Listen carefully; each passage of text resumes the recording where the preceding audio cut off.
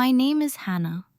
I am 38 years old, and for most of my adult life, my primary title wasn't daughter or sister or even my profession.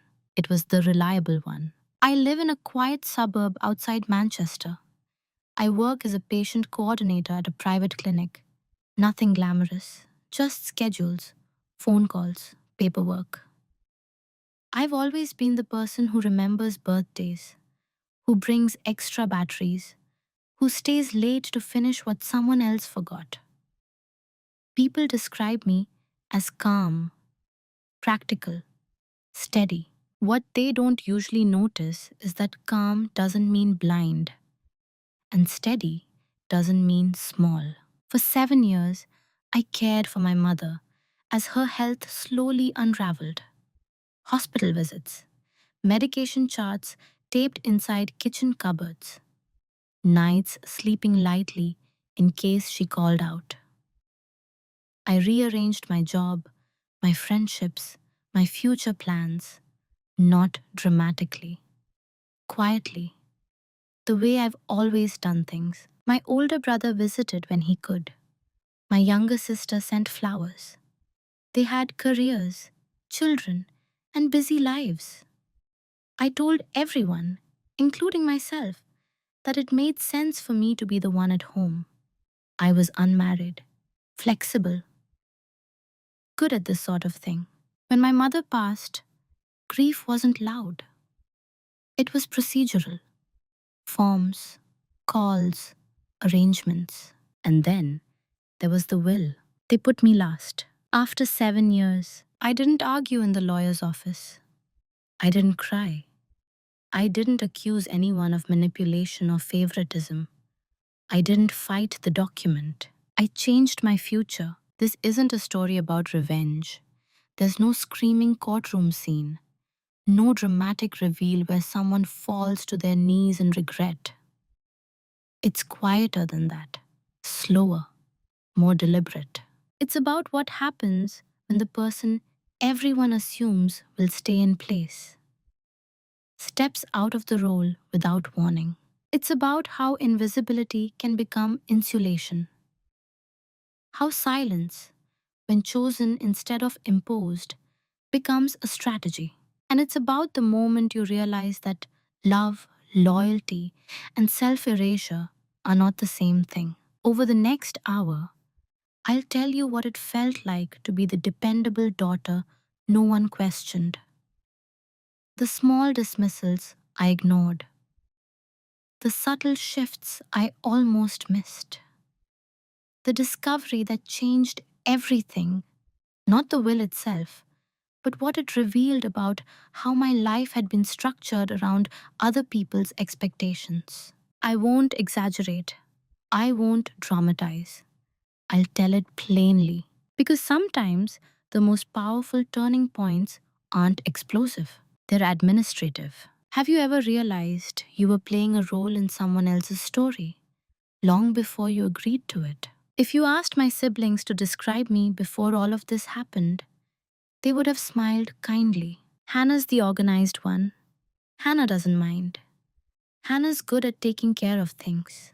They always said it like it was praise. Growing up, I was the middle child, the bridge. My brother Daniel was bold, opinionated, and confident in rooms full of adults. My sister Claire was warm, magnetic, and effortlessly social. I was the one who cleaned up after birthday parties and made sure Mum's tea was exactly how she liked it.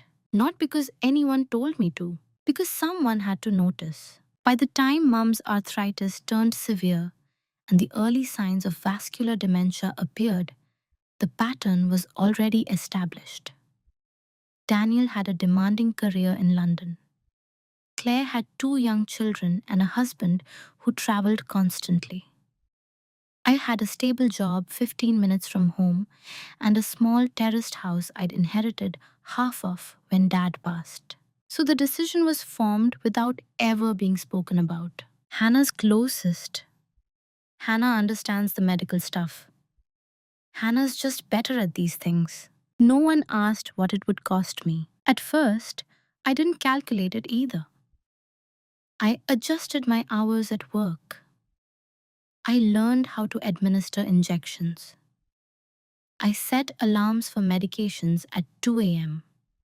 I installed railings in the bathroom and removed rugs that might cause falls. I kept spreadsheets of symptoms and side effects. I spoke to consultants in measured tones so they would take me seriously. To my siblings, I became the ultimate line. How's mom today? Did the doctor say anything new? Can you send me the appointment dates? I sent summaries, bullet points, clear instructions if they were visiting. They would arrive with pastries and stories from their busy lives. Mom would light up for them in ways she didn't for me anymore. They were the novelty. I was the infrastructure, invisible but essential. Sometimes Daniel would clap my shoulder and say, "We don't know what we do without you." It sounded generous, but it also meant we don't plan to find out. Over 7 years, I declined promotions because they required travel. I postponed relationships because explaining my availability felt humiliating. I missed weddings, weekends away, ordinary spontaneity. And yet, I never saw myself as a martyr. I saw myself as responsible. The truth is, there's a quiet pride in being indispensable. It feels stable, safe. You build your identity around reliability, and people reward you with trust. But trust and recognition are not the same thing. At family gatherings, I noticed something subtle. When financial matters came up, investments, property, inheritance tax, Daniel led the conversations. Claire offered opinions. I was handed practical tasks. Hannah, can you grab mum's documents? Hannah, you're good with forms. Can you fill this out? I handled everything.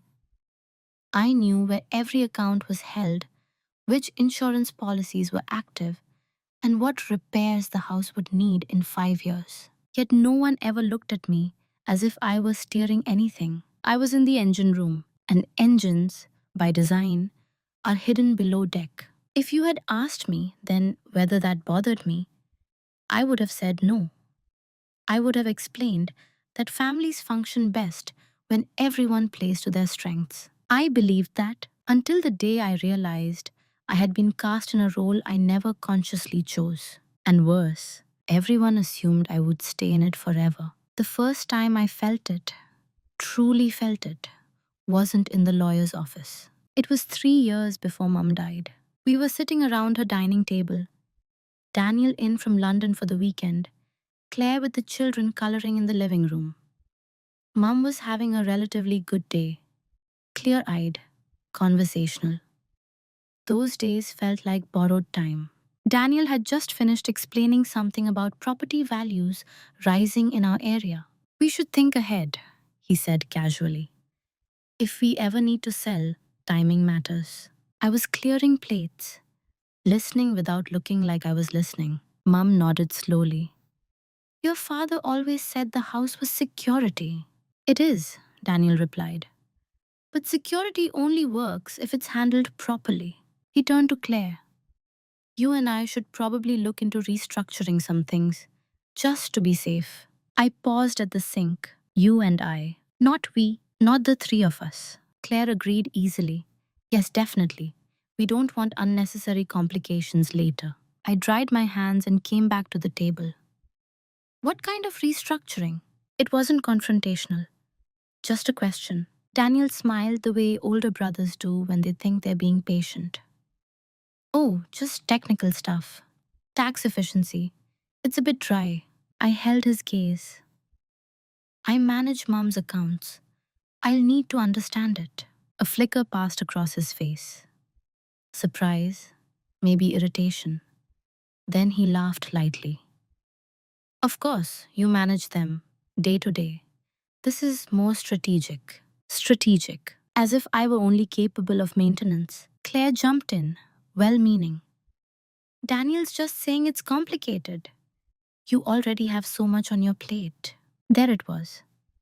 The soft dismissal was wrapped in concern. I nodded slowly. Right. The conversation moved on. The children burst in asking for juice. Mum grew tired and drifted into silence. But something had shifted for me. That night, after everyone left, I sat at the kitchen table with my navy planner open. I flipped through the color coded tabs: mortgage balance, pension statements, care expenses, projected costs. I had built a clearer financial overview of our mother's life than either of them possessed. Yet in that moment, I had been repositioned, not as a partner, not as equal, as support staff. It wasn't loud. No one raised their voice. No one insulted me directly. That's why it cut so cleanly. Over the next few weeks, Daniel emailed Claire about next steps. He copied me occasionally, but often as an afterthought. Phrases like looping Hannah in appeared, as if I were a consultant rather than the person physically present every single day. When I asked clarifying questions, answers came simplified. Don't worry about that part. We'll handle it. It's more long term thinking. Long term. As though I wasn't the one whose entire short term life had been rearranged around this house. I told myself I was being sensitive. They were busy. They weren't trying to exclude me. And to be fair, Daniel had always handled his own investments well. Maybe he genuinely believed he was protecting me from complexity. But protection without consent feels a lot like control. I didn't argue. I didn't insist. Instead, I started paying closer attention, not just to the documents, to the language. Who said we and who said you? Who made decisions and who executed them? Who was visible in planning and who was assumed to remain operational? That dinner was the first small cut, not dramatic enough to protest, sharp enough to remember. And once you notice a pattern beginning, you can't unsee it. After that dinner, nothing exploded. That's the unsettling part. Life continued. Mum's condition worsened in small, predictable increments. Claire called on Wednesdays. Daniel visited every other month. I kept the house functioning. And yet, the language changed in ways that would have sounded harmless to anyone outside our family. When Daniel discussed future care options, he would say, if it becomes too much for Hannah, we'll reassess. Not if it becomes too much for us. When Claire spoke about holidays, she would sigh and say, I don't know how you do it. I'd fall apart. You just built for this. Built for this. As if caregiving were a personality trait rather than a decision. The first few times I corrected them gently. It's not about being built for it, I said once. It's about being here. Daniel responded, exactly. And you're here. The implication hung between us. You're here, so you'll stay here. There's a particular kind of disrespect that doesn't look like cruelty. It looks like convenience. When Mum needed a specialist appointment that required a 2-hour drive, Daniel texted, can you take her? I'm swamped. When the boiler failed in January, Claire said, you're better at dealing with contractors. When paperwork from the solicitor arrived, Daniel suggested, just scan everything and send it over. I'll review and decide. Review and decide. I scanned. He decided. At first, I framed it as a division of labor. Everyone contributes differently, I told myself. I handle logistics. Daniel handles strategy. Claire handles emotional warmth. But division of labor becomes division of authority if you're not careful. And I was being careful. I just wasn't being loud. There was one afternoon that stays with me. Mum was asleep upstairs. I was at the dining table, sorting through a thick envelope from her bank. I noticed a clause about power of attorney. Language that suggested revisions had been discussed months earlier. Revisions I had never been consulted about. I called Daniel. Oh, that, he said.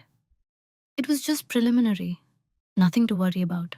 I manage her accounts, I replied evenly. Why wasn't I part of that conversation? A pause. We didn't want to overwhelm you. There it was again. The protection narrative. As though information were a burden instead of a right. I hung up feeling something unfamiliar. Not anger. Not yet. It was smaller than that. It was the realization that my silence had been interpreted as consent. Every time I absorbed a slight without naming it, the family system recalibrated around that absorption. I became the buffer, the shock absorber, the one who could take a hit and keep the vehicle steady. And the more capable I proved myself to be, the more they trusted me with responsibility, while quietly relocating authority elsewhere. That's the paradox of reliability. The better you perform invisibility, the more permanent it becomes. I began noticing how often I minimized myself in conversations. It's fine. I don't mind. I can handle it. Those phrases slipped out automatically. They kept the peace. They preserved the image of the calm, steady Hannah. But they also trained everyone around me to believe that my capacity was infinite. No one forced me into that role. I walked into it. I decorated it. I defended it. And then, slowly, I started to feel the walls. By the fourth year of caregiving, I understood something uncomfortable. Disrespect rarely begins as aggression. It begins as an assumption. An assumption grows strongest in silence. There's a moment in every long pattern when you stop asking, why is this happening? And start asking, what part am I playing in this? For me, that moment arrived on an ordinary Tuesday morning. Mum had a physiotherapy appointment. Daniel couldn't attend. Claire had a school recital. So it was just me, as usual, sitting in a plastic chair under fluorescent lights while Mum struggled through small, painful movements. The physiotherapist turned to me, not to Mum, and said, we'll increase the home exercises. You'll make sure she does them twice daily. Not, can she manage? Not, what do you think? Just the assumption that I was the implementation plan. I nodded automatically.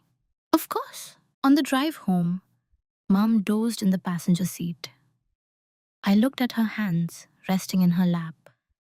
Hands that once braided my hair before school, that once signed permission slips and baked birthday cakes. I had become her guardian. But somewhere along the way, I had also become the family's infrastructure manager. And infrastructure doesn't get consulted. It gets used. Later that week, Daniel called about reviewing the house insurance. I've decided we should switch providers, he said. You've decided? I asked calmly. Yes, it makes sense financially. I'll need to review the policy terms, I replied. A small sigh. Hannah, you trust me, don't you? That question was a trap disguised as reassurance. Trust me, if I asked for details, I was difficult. If I stayed silent, I was cooperative. In that moment, I understood the role I'd been assigned: reliable, capable, emotionally stable, and therefore non threatening. I wasn't seen as a stakeholder. I was seen as a stabilizer, the dependable daughter who would never rock the boat because she valued harmony more than leverage. It wasn't malicious. That's what made it harder to challenge. My siblings weren't villains. They loved Mum. They loved me in their way. But love doesn't automatically dismantle hierarchy. Somewhere deep in our family dynamic, Daniel was the decision maker. Claire was the heart. And I was the executor, the one who would never push back hard enough to alter the structure. And the truth is, I had reinforced that perception for years. I avoided conflict. I told myself maturity meant flexibility. I mistook emotional restraint for moral superiority.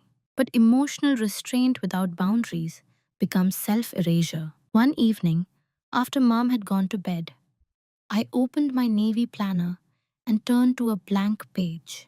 At the top, I wrote a single question. If I stopped doing this tomorrow, what would happen? Not out of spite, out of curiosity. The answer unsettled me. Everything would wobble. Appointments would be missed, documents misplaced, decisions delayed. Mom's comfort would suffer. And eventually, Daniel and Claire would have to rearrange their lives. The system depended on my compliance. And that realization did something quiet inside me. It didn't make me angry, it made me aware. For the first time, I saw my role not as a personality trait, but as a negotiated position, one I had never consciously negotiated. Reliable, useful, invisible. Roles only persist when everyone benefits from them. And I began to understand that while my siblings benefited from my steadiness, I had been paying the highest cost. The shift didn't happen in the lawyer's office. It didn't even happen in a conversation. It happened on a Thursday evening, standing barefoot in the kitchen, holding a chipped mug that said, "World's Best Mum." Mum had just asked me who I was. Not in a poetic way, not in a confused but charming way. She looked directly at me and said gently, "Are you one of the nurses?" There are stages in caregiving where grief becomes layered. You don't just lose someone once, you lose them in pieces. That night, I felt a piece fall. I told her softly, "It's Hannah." She smiled politely. The way you smile at strangers who are kind to you. "Oh, thank you for helping me." Helping me. For 7 years, I had structured my entire adult life around her safety and comfort. And in that moment, I was reclassified as staff. It wasn't her fault. Her brain was betraying her. But something inside me clicked into alignment. If the person I built my identity around could no longer recognize the depth of what I was giving, then who exactly was I performing for? Later that evening, Daniel called. How was she today? I described the episode clinically. I had become very good at that, removing the tremor from my voice. "That's rough," he said. "You're amazing, you know that." The compliment floated toward me as all the others had. "You're amazing. We don't know what we'd do without you. You're built for this." For the first time, I didn't absorb it. I let it hang there. "I'm tired, Daniel," I said simply. A pause, then a careful response. "Do you want us to look at care homes again?" We had looked before, which meant browsing websites and discussing hypotheticals while I continued doing the work. "No," I replied, "not yet." But the word yet felt different this time. After I hung up, I sat at the dining table with my planner open. Instead of updating medication logs, I flipped to a new section. I wrote, "What do I want my life to look like in 5 years?" It was a question I hadn't allowed myself in a long time. For 7 years, my timeline had been suspended. My plans were contingent. My desires are postponed until an undefined future. Caregiving can become a suspended sentence. No clear end date, no measurable progress, just endurance. That night, I realized something uncomfortable. No one had asked me what I wanted. Not Daniel, not Claire, not even me. And if I didn't start asking, the system would continue exactly as it was. The shift wasn't dramatic. I didn't declare boundaries. I didn't threaten to withdraw. I simply stopped assuming my role was permanent. Over the next few days, I began observing my own patterns more closely. The reflexive, "it's fine," the automatic agreement, the instinct to soften my tone so others wouldn't feel inconvenienced. I didn't change anything outwardly, but internally, the axis had moved. I understood now that love and loyalty are choices, not identities. And choices can be renegotiated. The day something shifted was not the day I became angry. It was the day I became strategic, quietly, deliberately, and without telling anyone. Before that Thursday, my silence had been instinctive. After it, my silence became intentional. There's a difference. Instinctive silence comes from wanting to keep the peace. Intentional silence comes from observing who benefits from it. I didn't announce any changes. I didn't confront Daniel about tone or Claire about assumptions. Outwardly, I remained the same Hannah, organized, calm, efficient. But I stopped volunteering reassurance. When Daniel said, "You're okay handling the solicitor paperwork, right?" I responded, "I'll review it." Not, of course. Not, don't worry. When Claire apologized for missing another appointment, I didn't cushion it with, "It's completely fine." I simply said, "I understand." Two small words, neutral, unpadded. People grow used to emotional cushioning. When it disappears, even slightly, they feel it. Daniel started asking more follow up questions. "You sure everything's manageable? You sound tired." I was tired, but I no longer framed it as something temporary or heroic. "I am," I said, no elaboration. The interesting thing about stepping back emotionally is that others often mistake it for fragility. Daniel offered to take over more of the strategic side. Claire suggested I schedule something nice for myself. They thought my calm detachment meant I was nearing burnout. They didn't realize I was recalibrating. At work, I began taking my full lunch breaks instead of eating at my desk while calling pharmacies.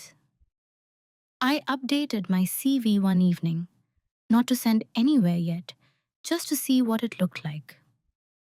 I scheduled a meeting with the financial advisors under the pretense of general planning.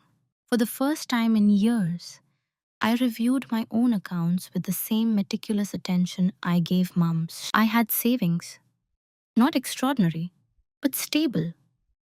I had equity in the house, partial, yes, but tangible.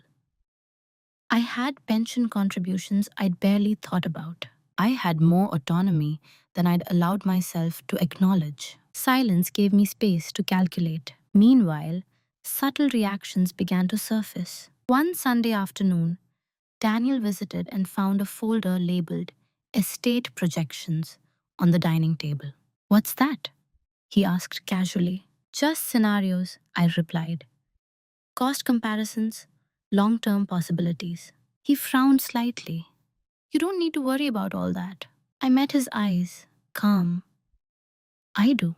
It wasn't confrontational, but it wasn't deferential either. For years, I had positioned myself as the executor of plans. Now, I was analyzing them. He noticed, not enough to challenge me directly, but enough to feel the shift. Claire sensed it too. "You seem different lately," she said during one of our Wednesday calls. "How?" "I don't know. Just quieter." I smiled faintly. I've always been quiet. But this quiet wasn't compliance. It was an assessment. I started documenting everything more thoroughly. Not because I anticipated conflict, but because clarity brings power.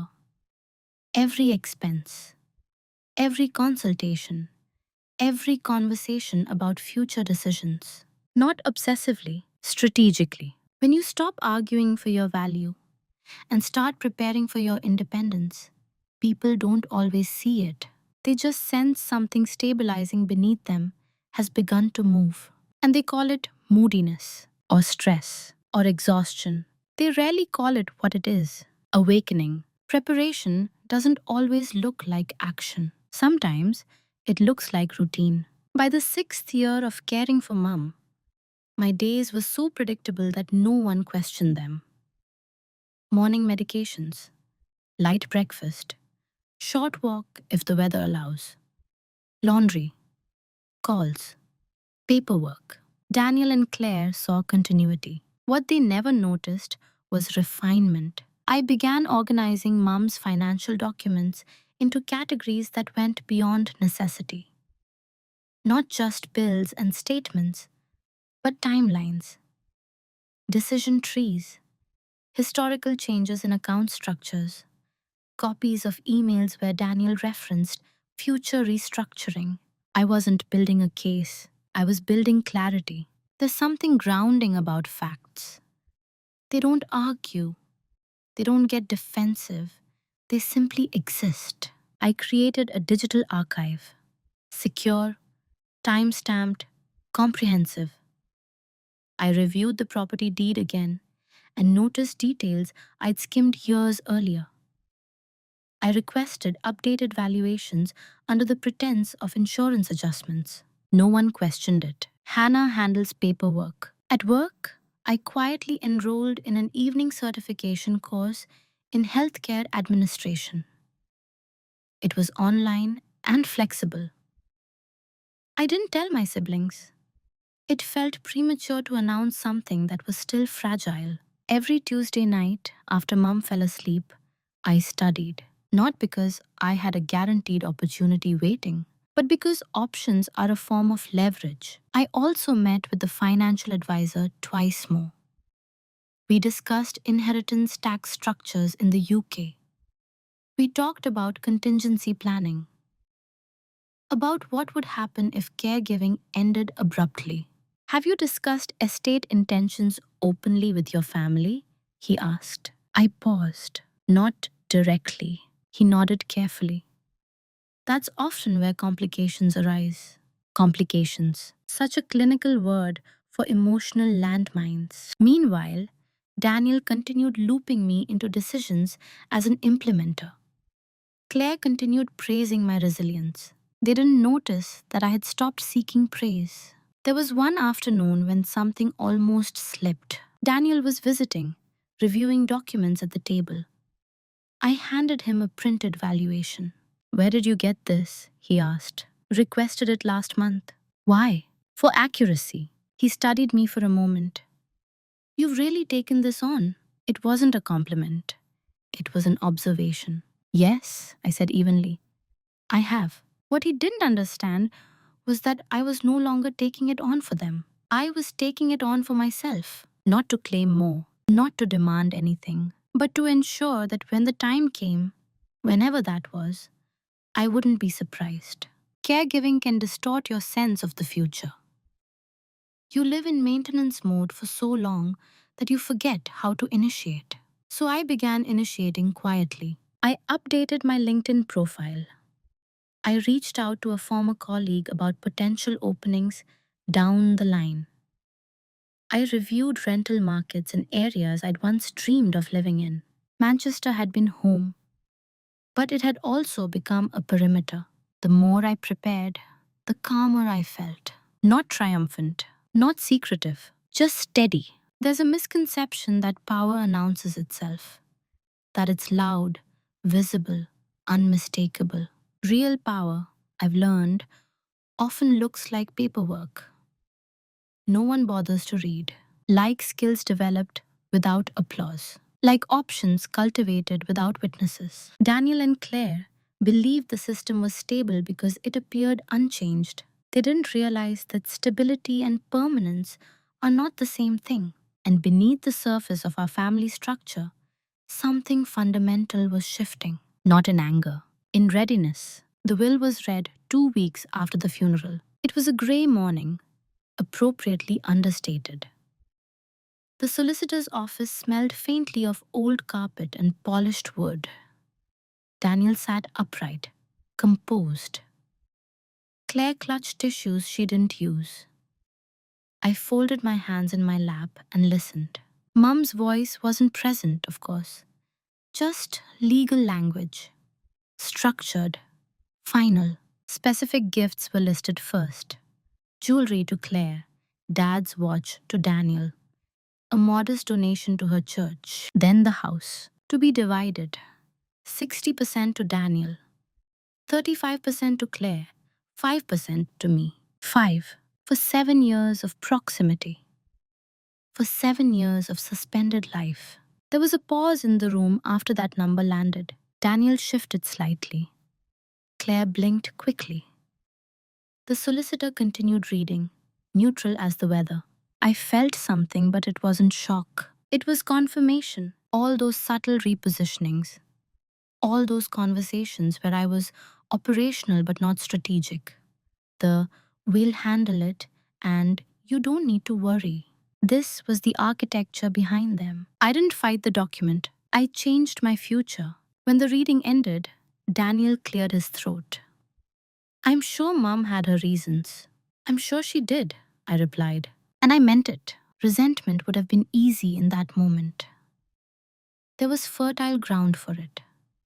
But resentment keeps you tethered to the very structure that diminished you. I was done being tethered. What no one in that room knew was this. 3 months earlier, during one of my documentation reviews, I had noticed something unusual in Mum's older estate paperwork. An earlier draft of her will, never executed, had divided everything equally. The change had occurred after a consultation Daniel had arranged when I was at a medical appointment with Mum. I hadn't confronted him. I hadn't needed to. Because leverage isn't always about exposure. Sometimes it's about clarity. After the solicitor's meeting, Daniel suggested we sit down soon and discuss logistics. Logistics. As if my 5% positioned me as a junior partner in the execution of an estate I had preserved. I nodded. Of course. But internally, something had crystallized. 5% wasn't an insult. It was information. It told me precisely how I had been valued within the final structure of our family. Not emotionally, economically. And economic clarity changes behavior. Over the next week, I reviewed every document I had archived. Property valuations, maintenance records, care expense breakdowns, communication threads, not to contest the will, to calculate my exit. If the house was sold, my 5%, combined with my savings and existing equity, was enough for a deposit elsewhere. Modest, independent, clean. There was a strange peace in that realization. For years, I had believed my stability came from being indispensable. Now I understand it could come from being autonomous. The private reveal wasn't that I'd been undervalued. I had sensed that long before the solicitor confirmed it. The reveal was this: I no longer needed their recognition to authorize my next move. And once you understand that, the dynamic changes forever. In the weeks after the will was read, nothing outwardly fractured. Daniel initiated practical conversations. Claire focused on clearing Mum's belongings gently, sentimentally. I continued organizing documents, scheduling estate-related appointments, and answering emails. On the surface, I was still the executor in spirit, efficient, composed, reliable. But internally, I was standing at a crossroads. There were several paths available to me. I could contest the will. The earlier draft I'd found suggested a significant change in distribution. With the right solicitor, I might argue undue influence or question the circumstances around the revision. It would be messy, public, draining, and even if I succeeded, the victory would bind me to a family structure that had already revealed its hierarchy. I could also confront Daniel directly, ask why the percentages shifted, ask why I wasn't present in that consultation, force an emotional reckoning. But what would that produce? An apology shaped by defensiveness, an explanation framed as practicality, a wound reopened without altering the underlying system. Or I could accept the document as a final data point, not as a judgment of my worth, but as a clear statement of position. 5%. Numbers are honest in ways people rarely are. They don't soften themselves. They don't pretend. They reveal priority. One evening, I sat alone in Mum's bedroom. The house felt hollow without her breathing in it. I ran my hand across the edge of her dresser and allowed myself to ask a difficult question. If I fight this, what am I really fighting for? Money? Validation? Proof that the past 7 years had measurable value. The truth surfaced quietly. I wasn't angry about the percentage. I was angry about the assumption that I would remain, that even after everything, I would continue being the stabilizer, the one who made the sale smooth, the one who ensured no one felt uncomfortable. The will had redistributed assets, but I still controlled something far more significant: my participation. That night, I made a decision that felt both terrifying and calm. I would not contest the will. I would not argue. I would not seek emotional closure through confrontation. I would liquidate my share when the house is sold. And I would leave. Not dramatically, not with slammed doors, but definitely. I began researching positions outside Manchester, cities where my certification would increase my earning potential. Leeds, Birmingham, even Edinburgh. I calculated rental costs versus buying a small. I assessed commute times. I imagined mornings that did not begin in that kitchen. For the first time in years, my future was not an extension of someone else's needs. It was a design problem. And I'm very good at solving those. Daniel called one afternoon to discuss listing the house. "We'll need you here during viewings," he said. "You know the property best." There it was again, the assumption of continuity. "I won't be," I replied evenly. A pause. "What do you mean?" "I'll prepare the documentation and provide written summaries, but I won't be here." Silence stretched longer this time. "You're moving?" he asked. "Yes." The word felt steady in my mouth. He sounded surprised, almost unsettled. "But where?" "I'm still finalizing details," which was true, but the irreversible part had already happened. Not in paperwork, in resolve. I wasn't fighting the structure, I was stepping out of it. And once that decision solidifies, everything else becomes logistics. Once the decision was made, everything became procedural. And I've always trusted procedure. I accepted a position in Leeds first, not because it was glamorous, but because it was strategic. A larger private medical network, better pay, clear advancement pathways, the kind of role that would look solid on paper 5 years from now. I didn't announce it immediately. I signed the contract. I secured a small one-bedroom flat near Roundhay Park. Nothing extravagant, just clean lines, good light, and distance. I arranged the tenancy to begin 2 weeks before the projected house sale completion date. I moved my personal documents first, quietly, one archive box at a time to my car under the explanation of sorting. No one questioned it. Hannah organizes. Daniel handled negotiations with the estate agent. Claire focused on sentimental items, photo albums, Mum's china, the cedar chest at the foot of her bed. I created a comprehensive property dossier for prospective buyers. Maintenance history, roof repairs, boiler service dates, appliance warranties. It was immaculate, professional, detached. When Daniel thanked me, I simply nodded.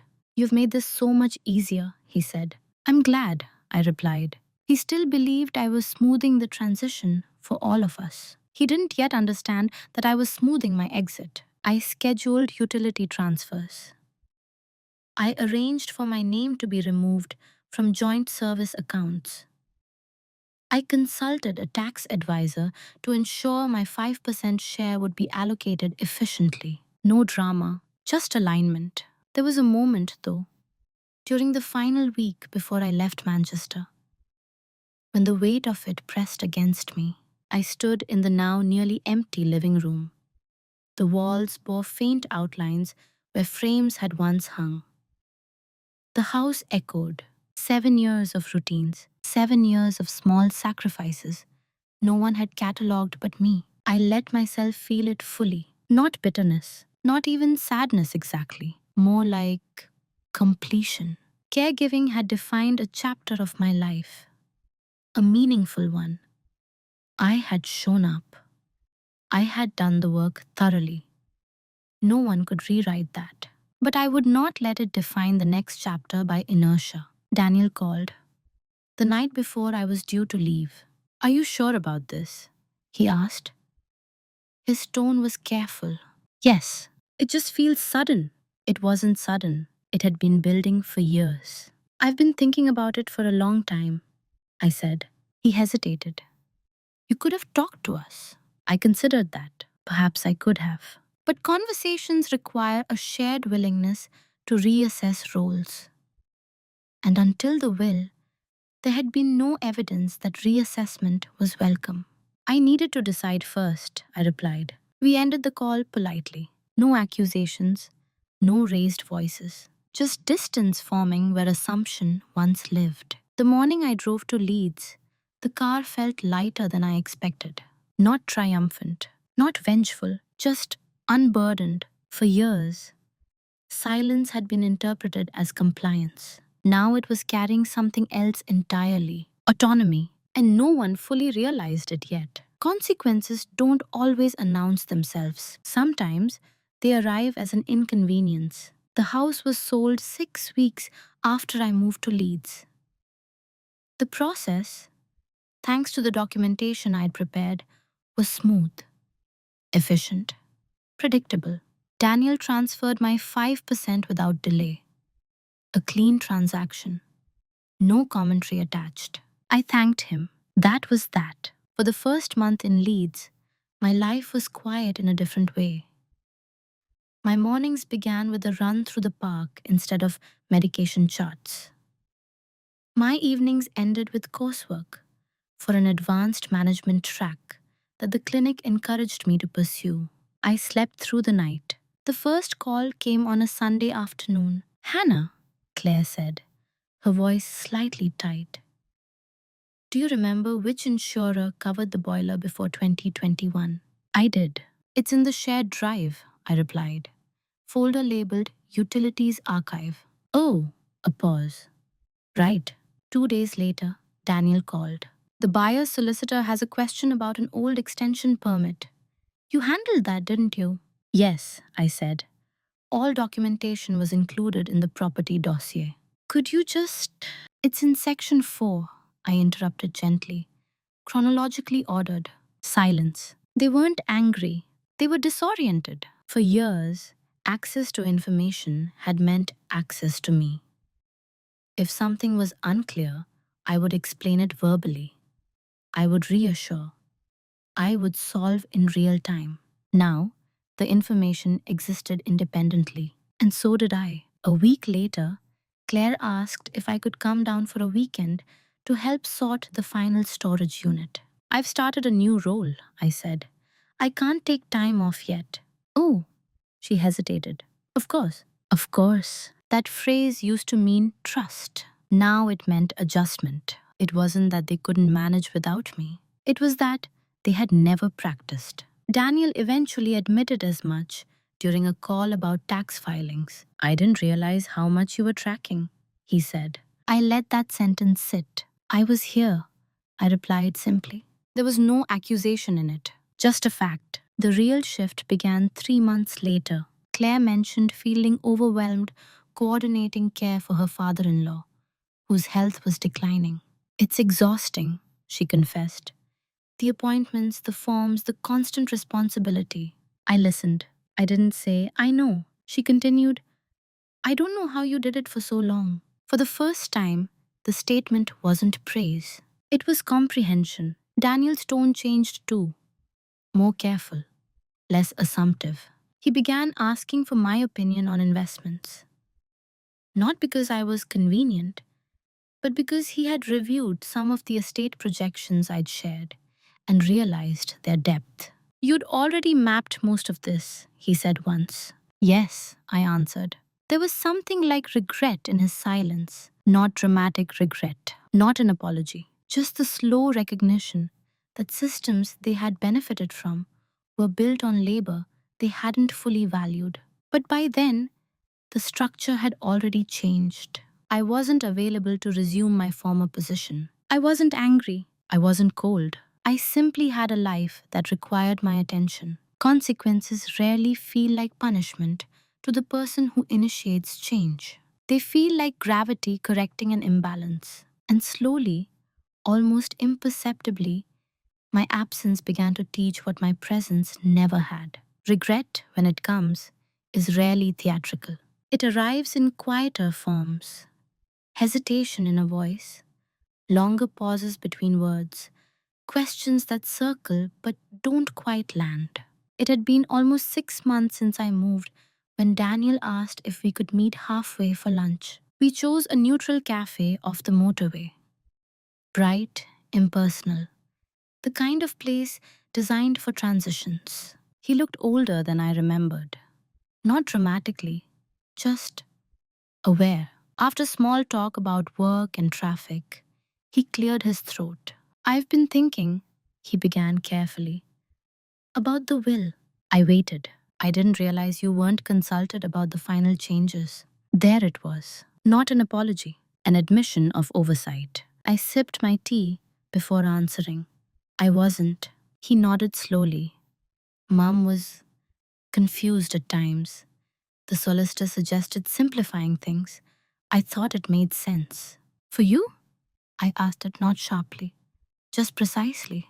He exhaled. For stability. Stability. That word again. I was stable, I said calmly. I just wasn't strategic. The sentence landed between us. He rubbed his hands together.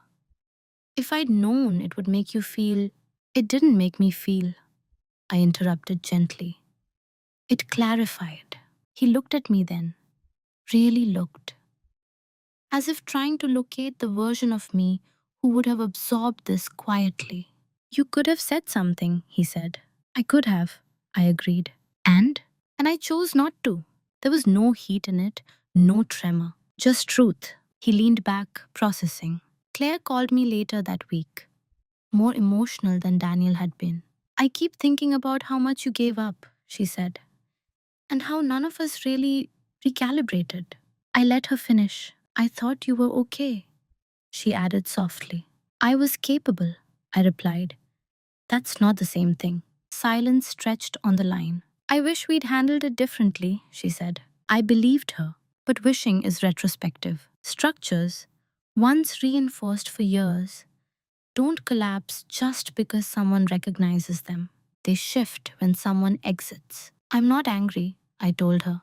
Then what are you? She asked. The answer surprised even me. I'm done. Not with them, not with family, just with that version of myself. They both, in their own ways, tried to reopen conversations about future planning together, about investing jointly, about staying more connected.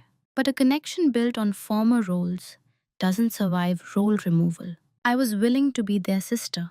I was no longer willing to be their stabilizer. And by the time they fully understood the difference, the geography had already changed. The routines had already shifted. The system had already adapted. Some realizations arrive early enough to redirect. Others arrive only in time to acknowledge. An acknowledgement, while sincere, cannot rewind momentum. It can only observe it. The real confrontation didn't happen in a cafe. It happened nearly a year after I moved, at Claire's house during Christmas. It was the first holiday we'd spent together since everything settled. The air carried that familiar mixture of nostalgia and adjustment. New routines layered over old traditions. The children were louder. Daniel was quieter. At some point after dinner, when plates had been cleared and the room softened into evening conversation, Daniel asked if we could talk privately. We stepped into the conservatory. Cold glass, dim lights from the garden outside. He didn't pace. He didn't accuse. He simply stood across from me, hands folded. I've been replaying the last few years, he said, trying to understand when we lost balance. We, that word was new. I don't think we lost it, I replied calmly. I think we relied on it. He absorbed that. You carried more than we acknowledged. Yes, no bitterness, just an agreement. And I should have ensured you were part of the estate discussion.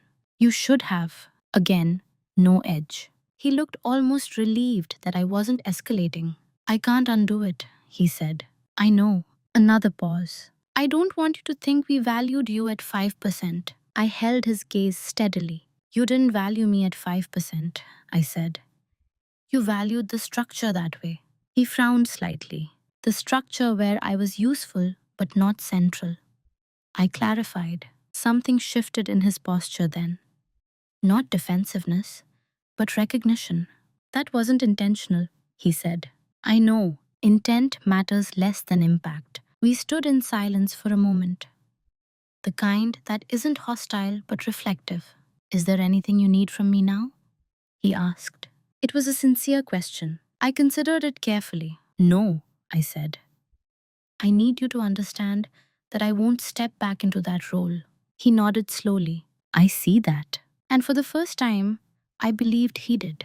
When we returned to the living room, Claire looked between us, searching for signs of tension. There were none. No raised voices, no tears, no dramatic reconciliation, just clarity. Later that evening, as I put on my coat to leave, Claire hugged me longer than usual. You seem solid, she said. I am, I replied. The confrontation wasn't about revisiting percentages or redistributing assets. It was about redefining access. They no longer had automatic access to my time, my labor, my emotional buffering. Not because I withdrew in anger, but because I recalibrated in truth. And truth, when delivered without heat, is difficult to argue against. It simply stands there, unmovable. It's been 3 years since I left Manchester. I'm 41 now. My life doesn't look dramatic from the outside. I'm a regional operations manager for the clinic network. Steady progression, nothing flashy. I live in a quiet flat with large windows and plants I sometimes forget to water. I take the train to Edinburgh on occasional weekends just because I can. Freedom, I've learned, rarely looks cinematic. It looks like a choice. For a long time, I believed my strength was endurance, my ability to absorb pressure without complaint, to hold systems together quietly. That was a strength. But it wasn't the only kind. Now my strength is discernment. I notice when I'm being cast into a role before I agree to it. At work, when someone says, "You're so organized. You'll handle this, right?" I pause. "I'll review it," I reply. That phrase has become a boundary disguised as professionalism. With Daniel and Claire, the dynamic has settled into something more balanced. We speak regularly. We visit without underlying expectation.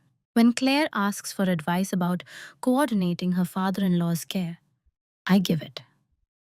When Daniel discusses investment decisions, I offer input if I choose. But there is no assumption, no invisible contract that I will absorb the excess. They see me now, not as infrastructure, as a person. And strangely, I don't need them to see me to validate it anymore. The 5% that once looked like dismissal became seed money. I invested it conservatively. I built patiently from it, not to prove a point, just to reinforce independence. I no longer measure my worth by indispensability. Indispensable people are rarely rested, rarely autonomous, often overlooked precisely because they are dependable. I still believe in loyalty. I still believe in family. But I no longer believe that love requires self-erasure. The house in Manchester has new owners. Mum's garden was redesigned, I'm told. Life moved on, as it does. Sometimes I think about those 7 years. I don't regret them. Caregiving shaped me in ways no promotion ever could. It taught me discipline, compassion, and patience under pressure. But it also taught me something sharper. If you don't define your role, someone else will. And they will define it in a way that suits the system, not necessarily you. I'm not bitter. I'm not hardened. If anything, I'm lighter. Because I no longer confuse being needed with being valued, and I no longer confuse silence with surrender. When people hear my story, they often wait for the explosive moment, the argument, the courtroom battle, the dramatic demand for fairness. There wasn't one. They put me last in the will. After I cared for mom for 7 years, I didn't fight the document. I changed my future. And that distinction matters. Because not every injustice requires confrontation to be resolved. Some require reorientation. For a long time, I believed that being the reliable one was a permanent identity. That my value lived in how much I could hold without breaking. That love meant absorbing imbalance quietly. But reliability without boundaries becomes expectation. Expectation without acknowledgement becomes hierarchy. And hierarchy, if left unexamined, hardens into structure. The will didn't create the imbalance, it revealed it. 5% wasn't a punishment, it was a mirror. And once I saw the reflection clearly, I had a choice. Stay and argue for a higher percentage in a system that had already categorized me, or step out and build a life where I define my own position from the beginning. I chose the second, not because I didn't care, not because I stopped loving my siblings, but because I finally understood that quiet strength isn't about enduring forever. It's about knowing when to redirect. There's a version of me who could have fought, who could have demanded an explanation, apology, or redistribution. Maybe she would have won more money, but she would have remained anchored to the same structure that underestimated her. Instead, I invested in autonomy, and autonomy compounds. If you're listening to this and you recognize yourself as the dependable one, the stable one, the person everyone assumes will handle it, I want to leave you with this. Being capable does not obligate you to be available. Being calm does not require you to accept dismissal. And being loyal does not mean shrinking. Sometimes the most powerful response isn't louder, it's quieter. It's the moment you stop arguing for your worth and start building where it's unquestioned. So I'm curious, have you ever been placed last in someone else's priorities and realized it was the first time you truly saw the structure clearly? Tell me in the comments.